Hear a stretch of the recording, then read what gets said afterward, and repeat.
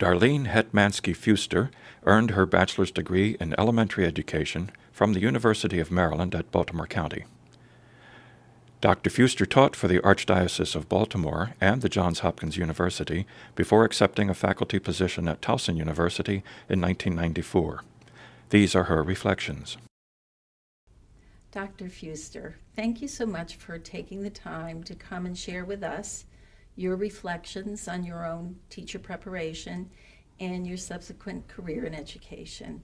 This will add greatly to our understanding of teacher education at Towson across time.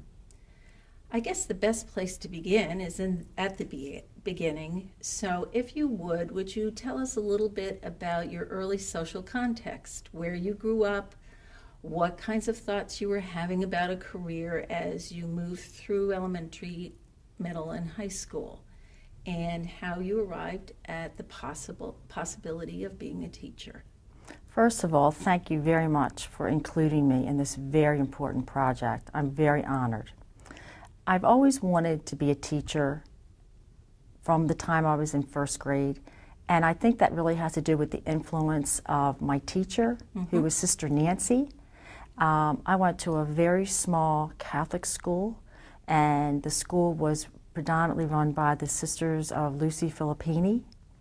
And Sister Nancy was very influential. There were 63 students in my first grade class. Oh my heavens. And it was amazing what we accomplished, the order she had.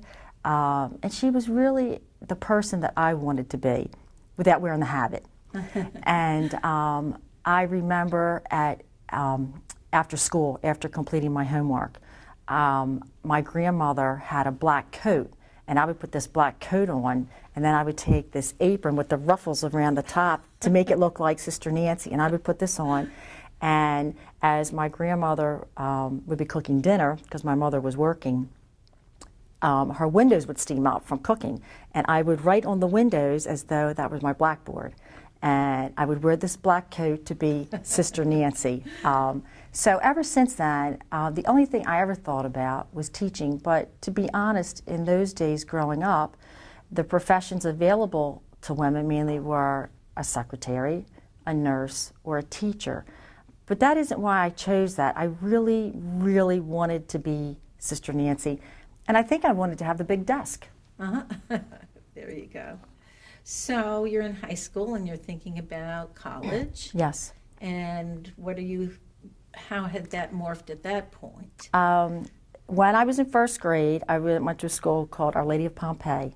That school went from first grade to 12th grade. Oh my heavens. Yes, and I'm sure if there had been a college there, I would have gone to that college. So in high school, I still maintained that interest in teaching and got involved in what we called the FTA, the Future Teachers of America. And at that school, there were basically two tracks. There was the academic track if you were going to college, or the business track. So, of course, I was in the academic track and still maintained a very serious interest in teaching. And in fact, I tutored at the elementary school. We didn't have community service hours then, but we had to do something like that. And I donated my time and wanted to work with students, especially in the 5th grade. And oddly enough, I wound up being a 5th grade teacher. But in high school, you know, it comes a time where you have to look at colleges and think about where you want to go, what you're going to pursue and everything. And Towson was a school that I wanted to attend and applied. And I applied to some others. I applied to Loyola and a few other, you know, the other local schools. Because in those days, a lot of times, students, when they went to college, they didn't go away. They were commuters. So I was a commuter. I applied and I got into those schools and decided to come to Towson. And I came to Towson for 1 semester. And I found that it was a very large school for me. The environment was big. It's a beautiful school, there's no doubt about that. It has a lot to offer. But coming from a very small school, there were only 34 students in my graduating class. Oh my heavens. And half of them were like brothers and sisters because we had come together since first grade. So it was a very different environment. So coming to Towson, I felt like I was like in a whole nother world. So it was a very tough adjustment for me. I did finish the semester and then transferred and applied to University of Maryland, Baltimore County. And that was a better fit for me. It was a smaller school, But I like the fact that that was a science math school too, but I knew I was going to pursue education. And I did. I did my student teaching there and got my degree and so forth, and then was lucky enough to get a job. Tell us a little bit about your preparation at UMBC in terms of the education courses you took, your opportunity to be in schools, certainly before you did your student teaching internship piece. Was the emphasis theoretical or more practical, combination of both? I think it was a combination of both. I had an opportunity in I'm trying to think, my junior, or maybe it was my sophomore or junior year, to go out into the schools for a few hours per week. Then it might have been, equivalent to one of our levels here at Towson, where you're basically introduced to the environment, pretty much. You're an observer, and if the teacher wishes you to be involved, then you're involved. If not, you're an observer. My student teaching experience was good. I did my student teaching experience in Anne Arundel County, but what was really unique about one of my placements, it was in an open space classroom environment. Totally foreign to me. And it was in a school where there were very few walls, just a few like barriers that would go up maybe about 6 feet. But if you're over here teaching, you could hear the teacher over here, and it was interesting. And I found that that was a distraction for me. So I thought, I'm wondering what effect this has on the students. And at the time, I don't know if it was an experiment, for a few years to do that, but I was glad when I finished that placement, because my next placement, which was in Anne Arundel County also, was in a traditional classroom. And that was a better fit for me. But both experiences were good. I learned a lot from both. I learned a lot about my students, I learned a lot about the education process, and I learned a lot about myself. And you felt at that point you still wanted to be a teacher? Oh, absolutely. There was no question about that. My mentor teachers were very different from one another. The one mentor teacher I had was not like a touchy-feely kind of person. The other one was, and that was really a good fit for me because I'm that kind of person. So it was a very good fit. She was very nurturing. She would take me to the supply room, and it was almost like she and I were on a field trip together. And she knew that my job the following year was going to be in a parochial school. And she knew that the resources were somewhat limited. And she said, I feel like it's my job to help you. She says, let's look at what some supplies you might need. Let's see how you could use them and have an idea of how you can reuse them. So she was pretty smart in giving me that advice. So thank you, Donna, wherever you are. So you complete the degree, and you said before, you got a job. I got a job. It was very interesting. It was in a parochial school, and I was there for 10 years, teaching 5th grade. And one of my students I'm very proud of is a major news correspondent in New York. And I email him every once in a while. I'll say, hi, this is Miss Darlene, but you haven't thanked me for anything publicly. He said, oh, I can't do that. And that was interesting because I was called by my first name with a miss in front of it because my maiden name is ethnic. And at the time, the principal said, oh, they'll never be able to pronounce that name. So I said, okay, that's fine.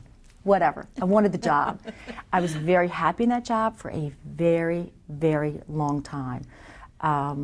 While in that job, I could see there was a need for counseling services. And in the Archdiocese at that time, there wasn't like a school counselor or maybe a school psychologist who would come to the school. So I went on to get my advanced degree. I got a degree in clinical psychology from Loyola, which was a very rigorous program. I'm very glad I did it.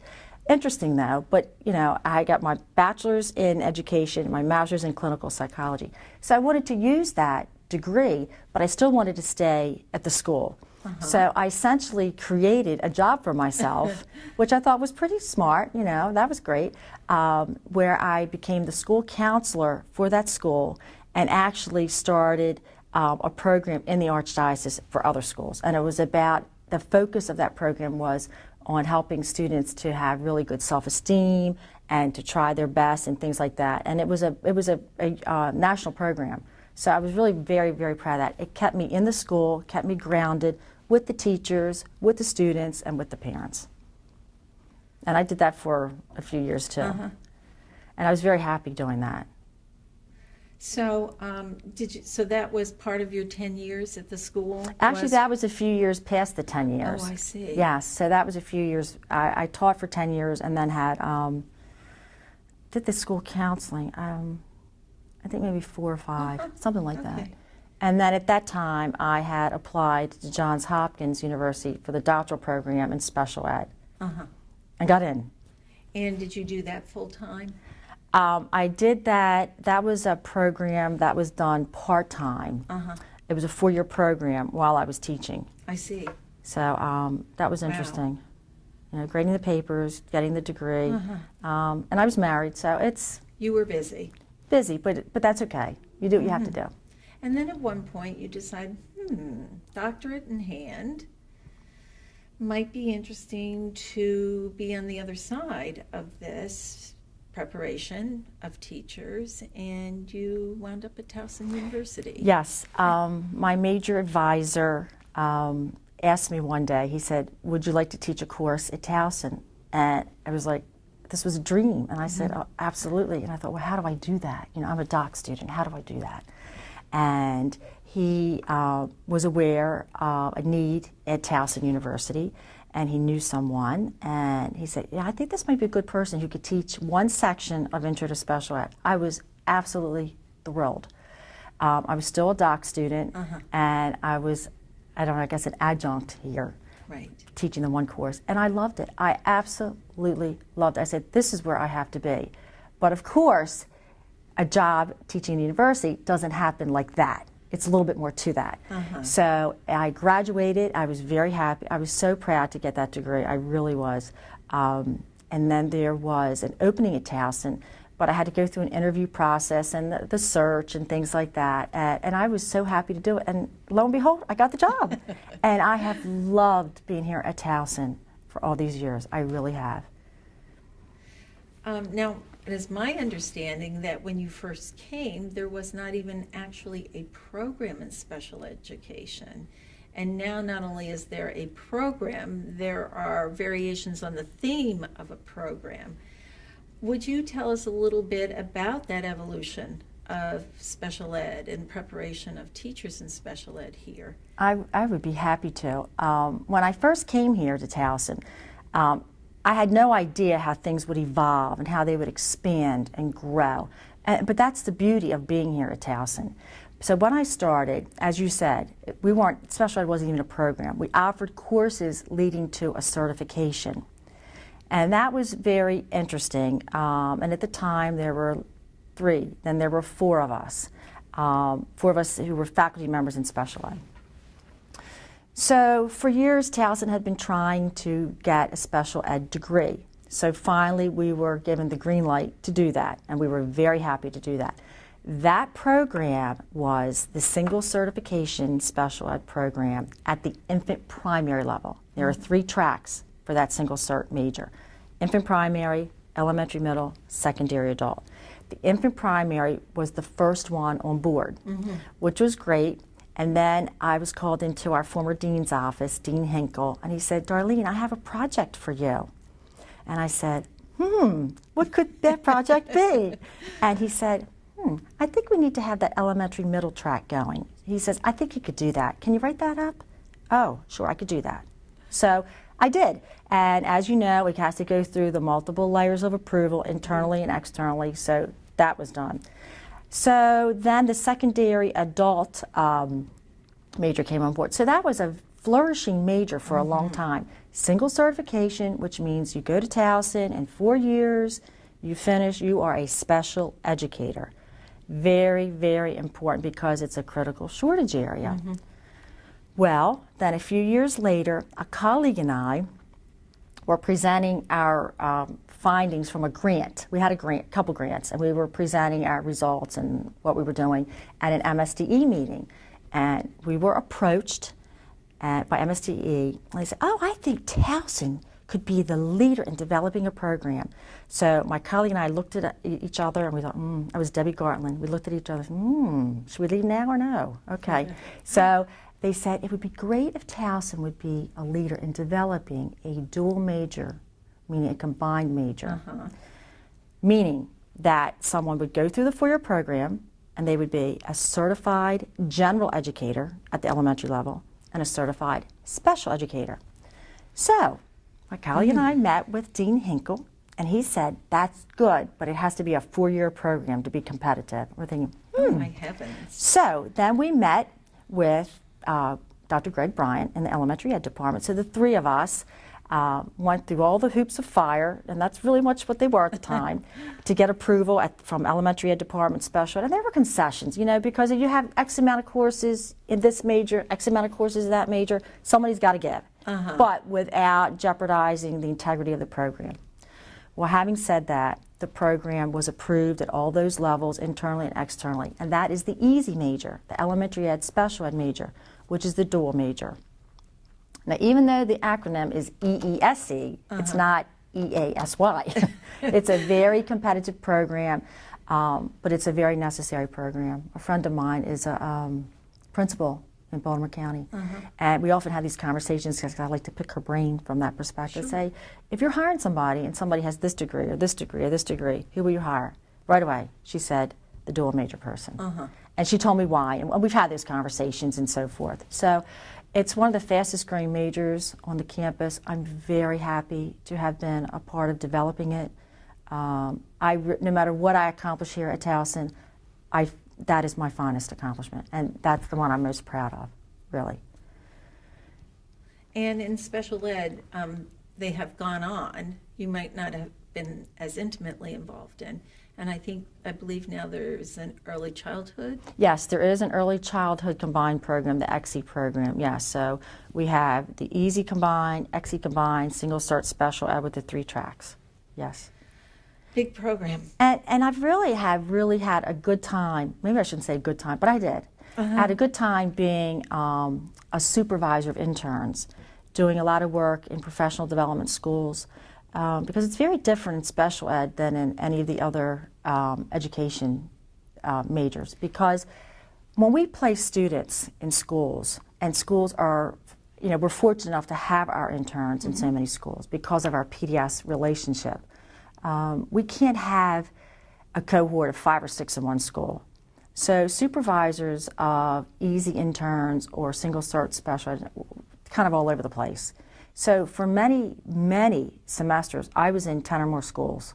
Oh my heavens. Well, there were times I'm going north on 95 and I think, oh, I should be going south today, you know. But again, it broadens one's experience as a professor, as a researcher, as a faculty member, as an advisor. It really does.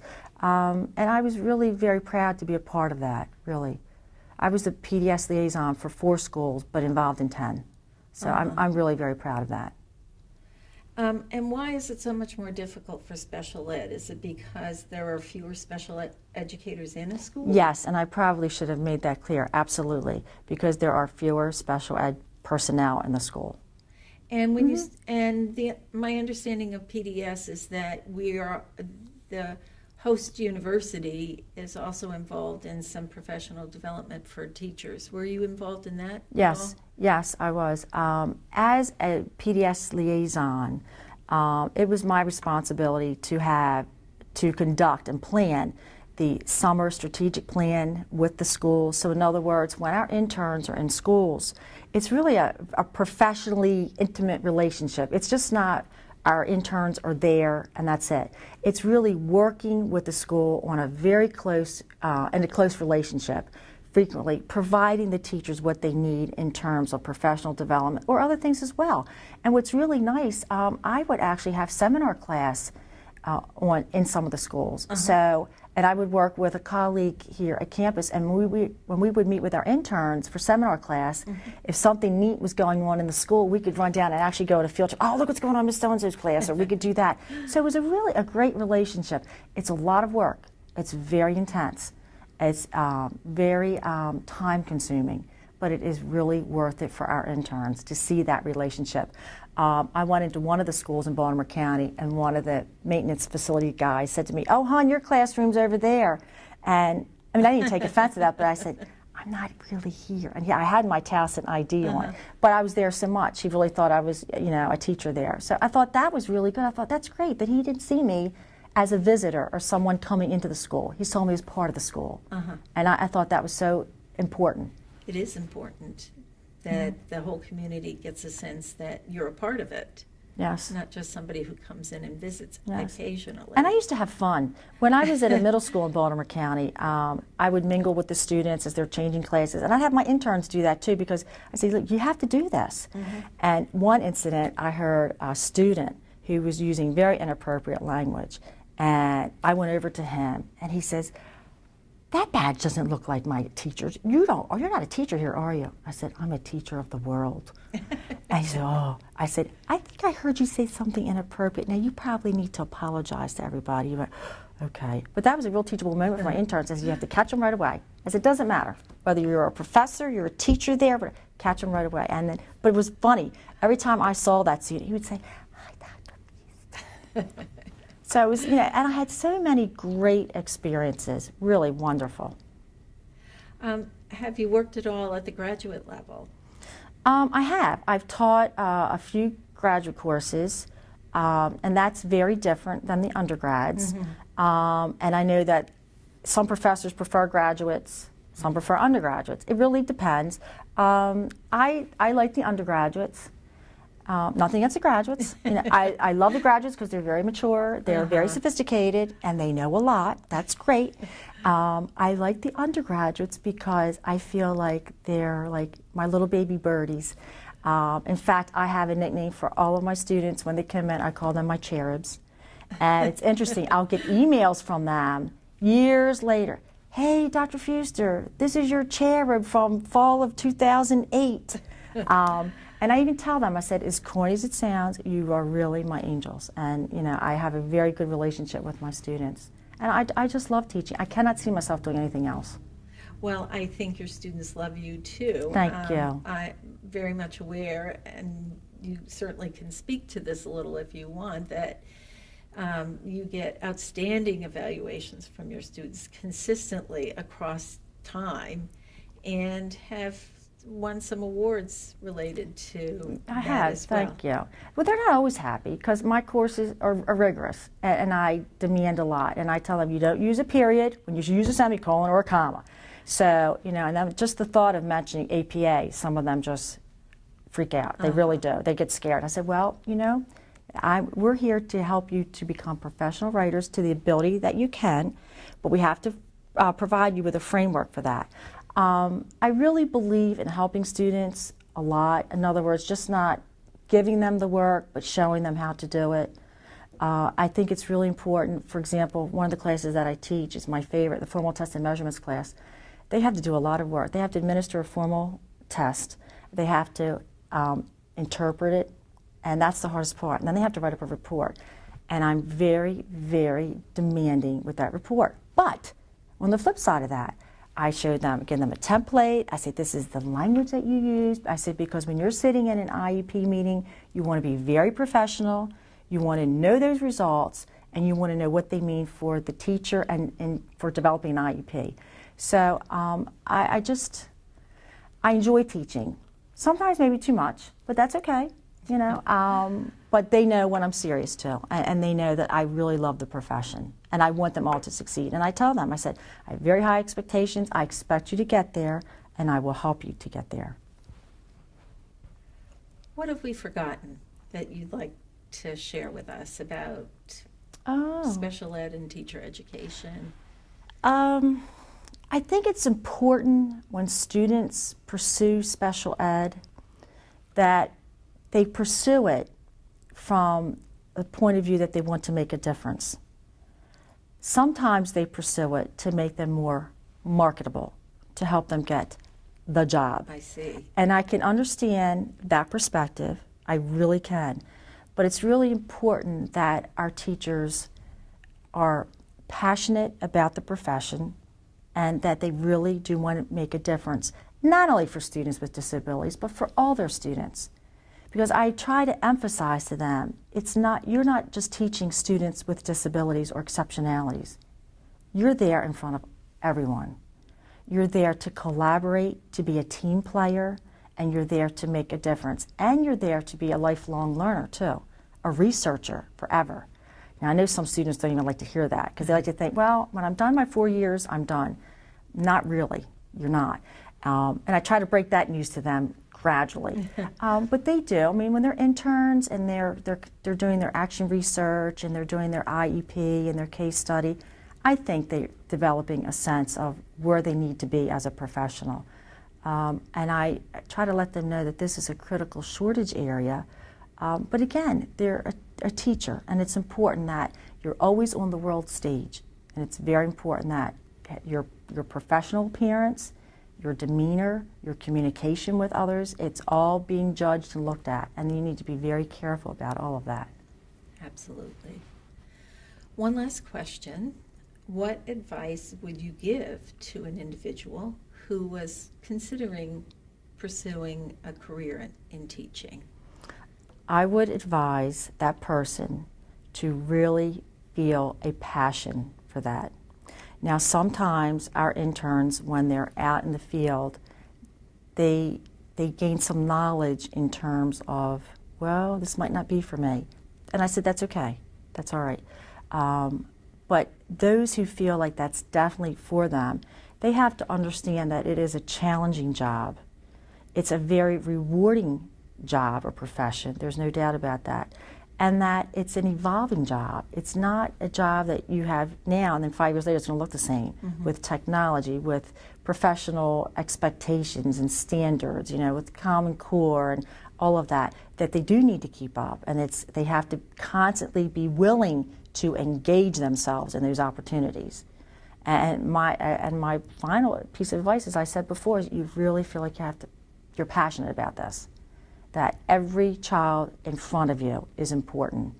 You don't have to like everyone, but you do have to like your job, and you have to really want to help that child in some aspect to the best that you can. And that's all anyone can ask of you. Mm-hmm. Thank you. You're welcome. Thank you so much for this opportunity. I'm truly honored. Really, thank you so much. We are too. Thank Thanks. you so much.